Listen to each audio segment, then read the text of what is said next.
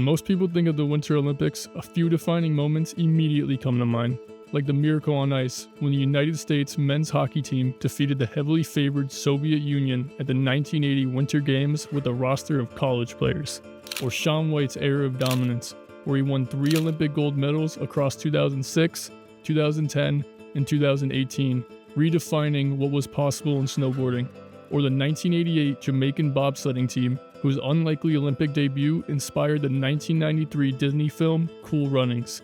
But beyond these iconic moments, the Winter Games have a far stranger history, one filled with experimental sports, forgotten events, and competitions that push the limits of speed, safety, and tradition.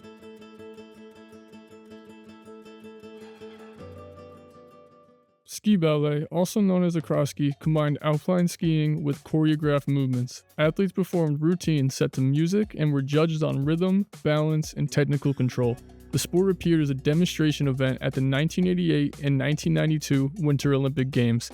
While visually striking, judging proved to be highly subjective, and audience struggled to understand how performances were scored.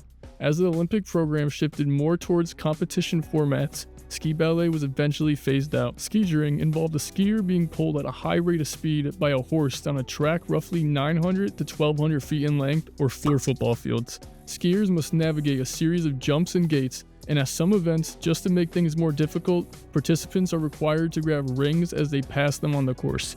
The sport originated in Scandinavia as a form of military training, and it appeared once in the 1928 Winter Olympics. The lack of standardized rules, combined with safety concerns and logistical challenges, made it difficult to adapt in international competitions.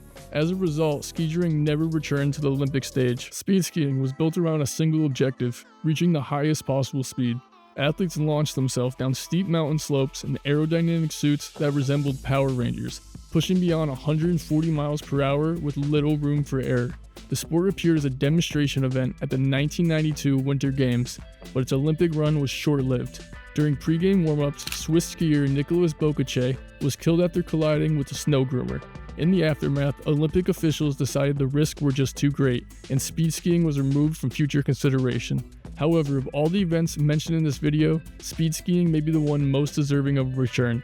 With modern safety protocols, I think it could draw a significant audience. It is also worth noting that Bocace was wearing standard skis rather than his specialized speed skis, and his death was a result of course safety failure and not an inherent flaw in the sport itself. Skeleton is one of the most extreme sports still featured in the Winter Olympic Games. Athletes race headfirst down a narrow ice track at speeds approaching 80 miles per hour, steering only by subtle shifts of their body weight, with their face just inches above the ice. The sport made its Olympic debut at the 1928 Winter Olympics in Switzerland and appeared again in 1948, both times using the same natural mountain track.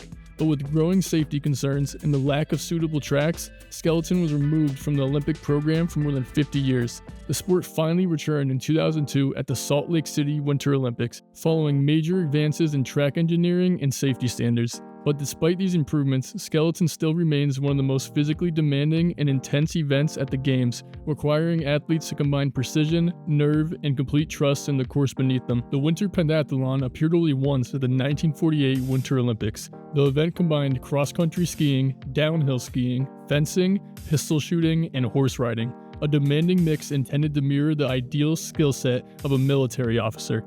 Athletes were tested on endurance, technical ability, and precision across 5 vastly different events. While ambitious, the event proved extremely difficult to organize for international competition. As the Olympics moved away from militarized formats and towards more specialized sports, the Winter Pentathlon was quietly abandoned and never held again. Sled dog racing was featured at the 1932 Winter Olympics with rules much different than the famous Iditarod, where participants travel approximately 1,000 miles. This competition followed the official rules of the New England Sled Dog Club, where a 25.1-mile course with teams of 6 dogs per sled was ran twice, with mushers starting at 3-minute intervals and recording times at the 4, 10, and 22-mile marks. Despite this structured format, the sport struggled to translate into an international event, combined with concerns over animal welfare and logistics, ultimately prevented sled dog racing from becoming a permanent Olympic event.